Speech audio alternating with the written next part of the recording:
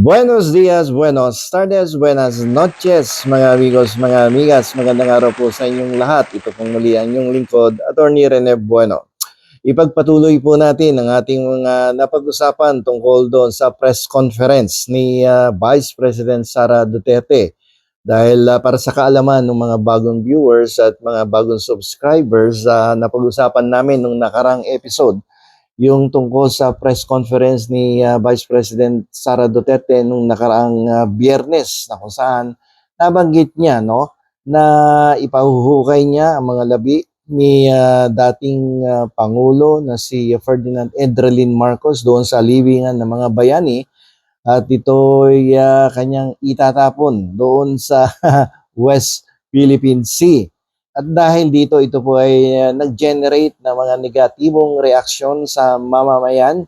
At isa na dito ang isang estudyante ng School of Law, second year law student. Tinanong po ako kung ito bang pangungusap na binitawan ni Vice President Sara Duterte ay isang batayan o isang dahilan upang ang isang pribadong individual o isang kongresista ay makapagprepara ng reklamo for impeachment sa mababang kapulungan.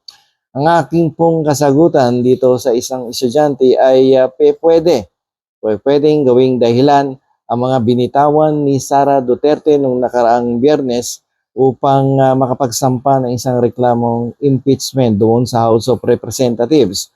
Kung maaalala ninyo, kung maaalala ninyo, ng mga nakaraang episodes ng nakaraang buwan ay tinalakay na natin sa ating mga articles sa mga dahilan kung ikaw ay magrereklamo ng impeachment diyan sa House of Representatives ay sinabi po natin ayon sa Section 2 Article 11 ng ating saligang batas na ang mga tanging mga dahilan ay betrayal of public trust, culpable violation of the Constitution, treason, graft and corruption, bribery, and other high crimes. Yan lang po ang mga dahilan na pwedeng gamitin ng isang nagre-reklamo against an impeachable official upang siya ay mapa-impeach diyan sa ating mababang kapulungan. Pero dito nga sa katanungan ng isang estudyante, ang sinasabi niya yung mga binitawang salita ni Sara Duterte ay pwedeng gamiting dahilan upang ma-impeach siya diyan sa mababang kapulungan. At ang aking kasagutan ay pwedeng gawin yan na dahilan. At yan po ay pumapasok sa ilalim ng betrayal of public trust. Bukod dyan, pwede din gamitin yan na dahilan at yan ay pumapasok naman sa sedition. Kung mapapansin ninyo itong sedition ay hindi nyo naman mababasa sa ilalim ng Article 11, Section 2 of the 1987 Constitution. Sapagkat yan pong sedition na sa ground for impeachment ay nagtatago doon sa likuran ng other high crimes. Sapagkat ang sedition po ay considered as a high crime sa ilalim ng ating batas. So nakatago siya, at yung din mga binitawang salita ni Sara Duterte na iahagis niya sa West Philippine Sea ang mga abo ng dating Pangulo ay maituturing naman na pagguho ng tiwala ng taong bayan sa kasalukuyang Vice Presidente, sapagkat ito ay nagpo-promote ng negatibong emosyon, galit, inuudyukan ang taong bayan na magkawatak-watak upang mauwi sa isang demonstrasyon at patuloy na demonstrasyon pagkalaban-laban ng bawat individual belonging to different political parties and organization. At pag yan ay nangyari ay magkakaroon ng hindi maayos na sitwasyon ng ating ekonomiya dahil sa isang political instability. Sabi nga ng mga ekonomista, there will be no economic stability if there is political instability. At yan ay ituturing din na betrayal of public trust, sapagkat kung ang isang nangungusap ay isang opisyal ng gobyerno, lalong-lalo na kung ikaw ay vice presidente at sasabihin mo yung mga pangungusap na ganyan, yan po ay seryosong usapin, sensitibong topic, at sinabi na yan ng ating Korte Suprema sa kaso ni Marcos versus Raul Manglapos. Si Raul Manglapos ay isang dating senador, magaling yan na senador, at naging sekretaryo ng Foreign Affairs yan, Department of Foreign Affairs, na kung saan sinabi ng Korte Suprema sa Marcos versus Manglapos na yung usapin tungkol sa mga labi ng mga dating Pangulo, although hindi diniscuss dito yung impeachment, binigyan lamang ng importansya na ang usapin ay tungkol sa mga labi ng mga dating Pangulo, yan po ay isang sensitibong usapin at kailangan mag-ingat ng mga leader ng ating bansa pag yan ang pinag-uusapan sapagkat ang maling desisyon tungkol sa kung paano i-handle, paano i-manage ang mga labi ng dating Pangulo ay pwedeng mag-produce ng negatibong implikasyon sa ating bansa na mauwi sa pagkakawatak-watak, pagkakasira-sira at disunity among the people dito sa ating bansa. So, sabi ng Korte Suprema, sa kasalukuyan, hindi pa ganun ka-stable ang ating politika nung maupo si Corazon Aquino. Kung pwede, ipagpaliban muna ang pagbabalik ng mga labi ng dating Pangulong Marcos dito sa ating bansa. Pero lalaon at lalaon, yan ay makakabalik dito sapagkat karapatan yan ng isang taong namatay na dito mailagak ang kanyang mga labi sa ating bansa. Okay, so much for that. So, sabi nga ng Korte Suprema, sensitibong usapin. Medyo ingat-ingat ang mga leader kapag yan ang pinag-usapan. Pero dito sa kaso ni Sara Duterte nung nakaraang Biyernes, no, walang pakundangan, no, na pinakita niya ang kanyang walang respeto, no, a total disregard of the existing rules and the 1987 Constitution, kung paano niya ginahasa, nilapastangan ang dignidad ng namatay, ang dignidad ng pamilya ng namatay. Hindi lamang yan, ang dignidad ng ating Estado at ang bawat mamamayang Pilipino. Hindi ko maintindihan dito kay Vice President Sara Duterte kung bakit hindi niya naiintindihan yung epekto ng kanyang mga binibitawang salita. Hindi niya napapansin, no? Siya po ay nagko-commit na ng mga violation of our existing laws, particularly the supreme law of the land, which is the 1987 Constitution. Kung yung second year student niya ng law ay naiintindihan ang kanyang mga binitawang negatibong pananalita against the former president, siya pa kaya na isang abogado at nag-a-occupy ng isang napakataas na posisyon dito sa ating bansa? Isang irresponsableng pananalita, no, na pwedeng mauwi sa isang reklamo for impeachment. Hindi lang naman yung betrayal of public trust yan. Kasi yun na nga, kapag ikaw ay nagbitaw ng ganyang pananalita, pwedeng ito ay magdulot, no? Lalong-lalo na, yung nagbitaw ng pananalita ay considered as the second highest official of the land. Yan ang epekto niyan, magkakaroon ng pagkakawatak-watak sa mga mamamayan. Siyempre, may supporters si Duterte. May mga supporters din. Maraming supporters itong kasalukuyang presidente. May tinatawag dyan na Solid North. May tinatawag ng mga Marcos loyalists. May tinatawag dyan na mga supporters ng gobyerno na masasabi mong sumusuporta sa gobyerno, hindi kay Bongbong sapagkat maganda naman daw ang ginagawa ng Bongbong Marcos.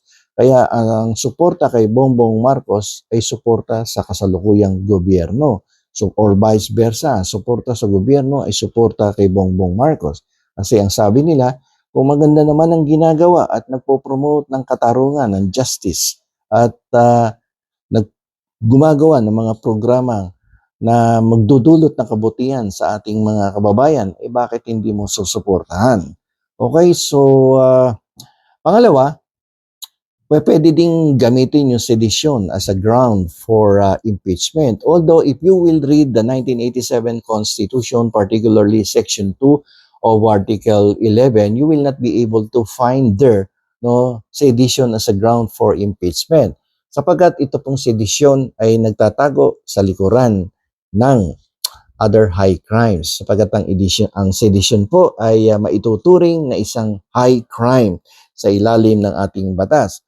So, sedition in a sense na kapag ang isang opisyal, no, ay ginamit ang kanyang posisyon upang udyukan ang mamamayan na magkaroon ng poot, ng galit laban sa kasalukuyang pamahalaan with the end in view of promoting yung hatred at sirain ang kasalukuyang pamahalaan.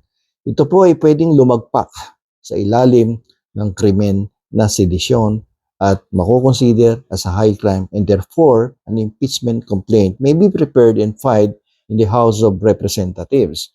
Medyo malalim na usapin yung mga pangungusap na binitawan ni Sara Duterte regarding the remains o yung labi ng dating Pangulo na si Ferdinand Edralin Marcos. Kasi parte na ng ating kultura na irespeto ang mga labi, ang mga namatay, lalong-lalo na kung ang namatay ay isang dating sundalo na nakipaglaban sa World War II against the Japanese, at lalong-lalo na kung itong veteranong sundalo na to ay naging pangulo ng Republika ng Pilipinas, ay dapat lamang bigyan natin ng galang sapagkat kahit papano naglingkod yan sa ating bayan bilang isang sundalo at pinuno ng Republika ng ating bansa.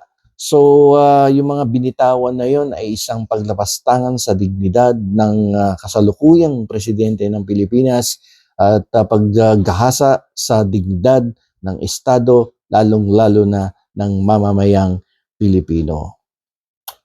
Nakakapagtaka, parang hindi mo maintindihan tuloy kung abogado pa tong kasalukuyang Vice Presidente sapagkat kung iyong susuriin ng kanyang mga pananalita, walang legal swing pag nangangatwiran. Kasi ma-assess mo ang isang tao pagkausap mo kung estudyante ng law yan or abogado na or under bar.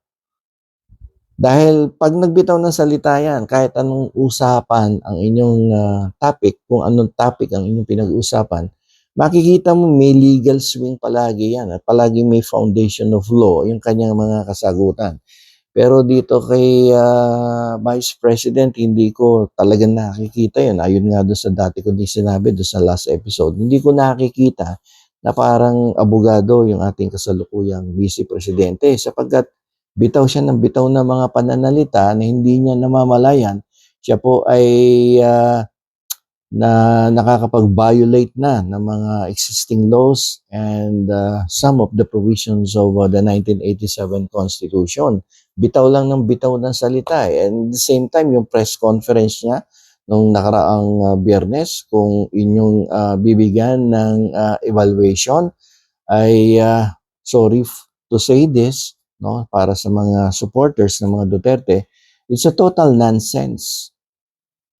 Nonsense yung mga sinabi doon ni Vice President. Why? Because there are so many issues confronting the Vice President. Yung misuse of public funds, yung hindi maayos na paggastos ng confidential funds, and other allegations, mga serious allegations na binabato laban sa kanya. As a lawyer, sabi ko nga nung nakaraan, as a lawyer, kung ikaw ay naharap sa mga ganong klaseng aligasyon, dapat direkta mong sinasagot yan.